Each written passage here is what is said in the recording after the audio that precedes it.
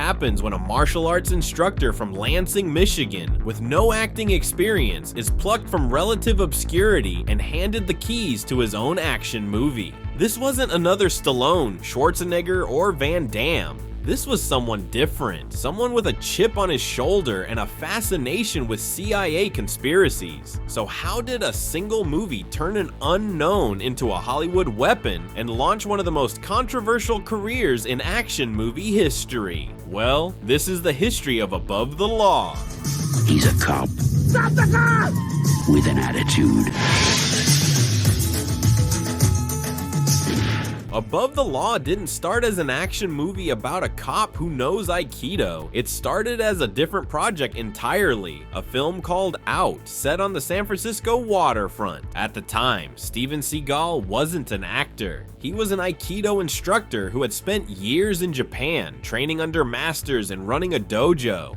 When he returned to the US, he set up shop in Los Angeles and started teaching martial arts to wealthy clients. One of them happened to be Michael Ovitz, one of the most powerful agents in Hollywood. That connection opened the door, and once it was open, Steven threw it off the hinges. Ovitz told Warner Brothers executives that Steven could be the next Clint Eastwood. Before getting the part, Steven had to demonstrate his martial arts skills for the studio. He physically dominated his students, terrifying the executives who didn't know it was staged. After that, Warner gave him his shot, not just as an actor, but as a co-producer and story creator. That meant CIA conspiracies, martial arts philosophy, and a hero who was basically a stylized version of himself. Steven chose Andrew Davis to direct because he liked Code of Silence. Davis agreed, but the script needed to be rebuilt from the ground up. He brought in screenwriters Stephen Pressfield and Ronald Shusett, and together they wrote a new version in about 5 weeks. The idea was simple. Take Steven's real-life background, Aikido, Japan, rumors of CIA ties, and weave it into a narrative about a cop who used to be a covert operative.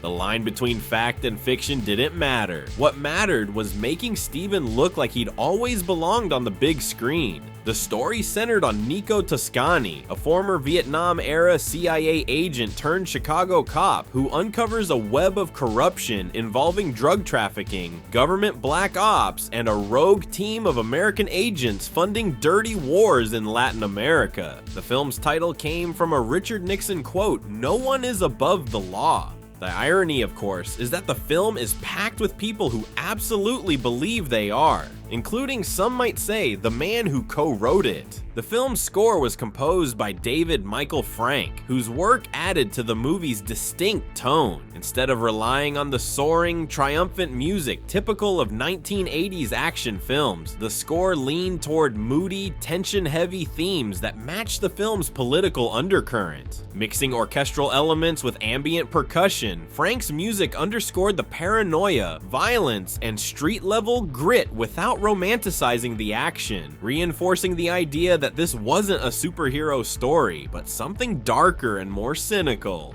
From the beginning, Warner Brothers treated the film like a launch pad, not a gamble. Director Andrew Davis had one rule: if he was going to helm the movie, the cast had to feel real. That's where the supporting cast came in. Pam Grier was brought in as Nico's partner, Detective Dolores Jackson.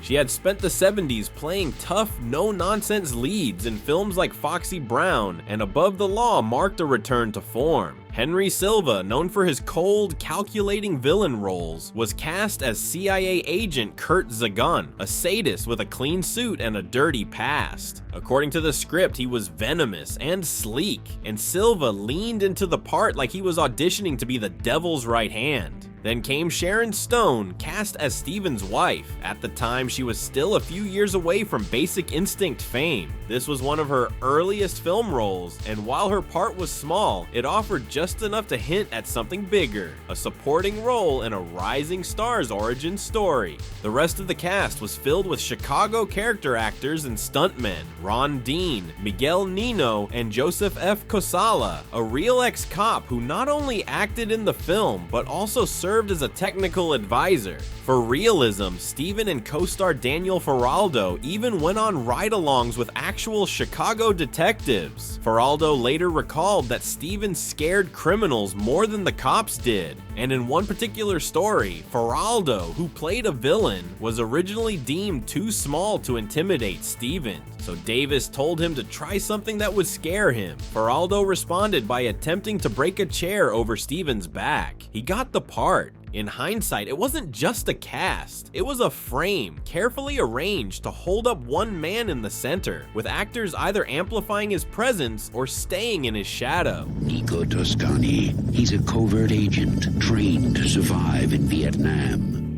Filming on Above the Law took place entirely in Chicago. The schedule was tight, with the studio racing to finish before a threatened Directors Guild strike. Steven expressed frustration to Davis during production, feeling that the tight schedule was limiting how much martial arts action he could actually perform on screen. He believed the fight scenes weren't giving him enough room to showcase the physical style that defined his identity as both a martial artist and first-time star. One notable incident came during the final fight scene when co-star Henry Silva broke Steven's nose. Steven was rushed to the hospital but returned to set the very next day. He stayed up all night icing his face so that he wouldn't get a black eye. Despite the injury, production was not delayed. According to Davis, the crew generally respected Steven. Many joked that no one's gonna mess with this film, while Michael Ovitz was backing the star.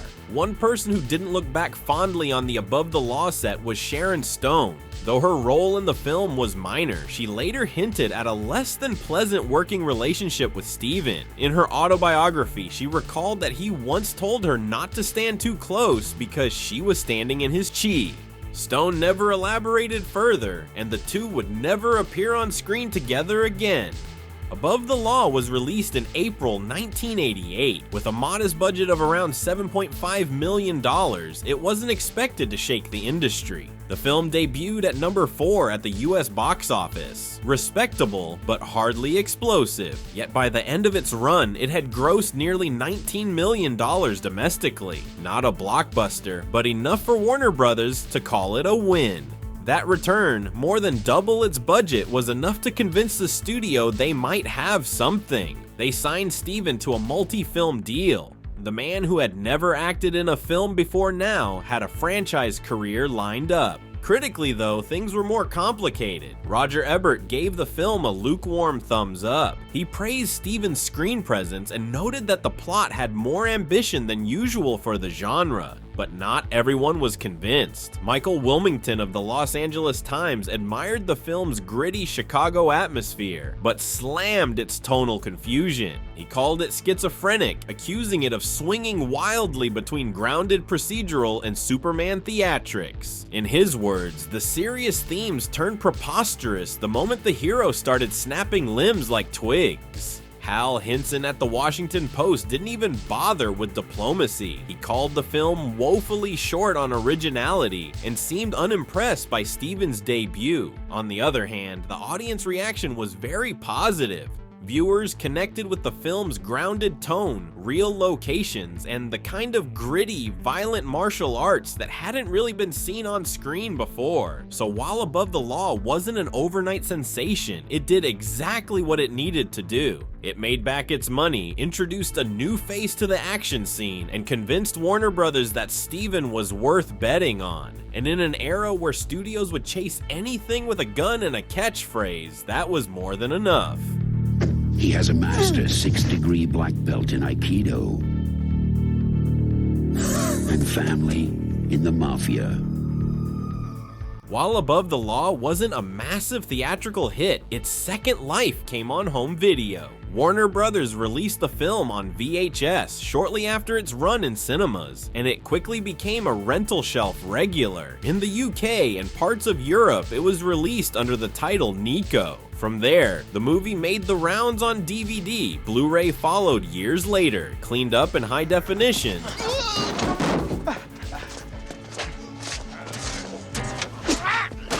So how did a single movie turn an unknown into a Hollywood weapon and launch one of the most controversial careers in action movie history? It didn't happen by accident. Above the Law was designed from the ground up to turn Steven into a star. And for better or worse, it worked. The studio gave him a platform, he brought the fight, and the result was a film that still holds up as one of his best. For all the stories, all the ego, and all the chaos that followed, this is where it started. And whatever you think of what came next, there's no denying Above the Law hit harder than anyone expected. Now, speaking of stars, we've got another story for you. A high-octane thriller from the 90s, loaded with stunts, explosions, and a director trying to break into Hollywood his own way.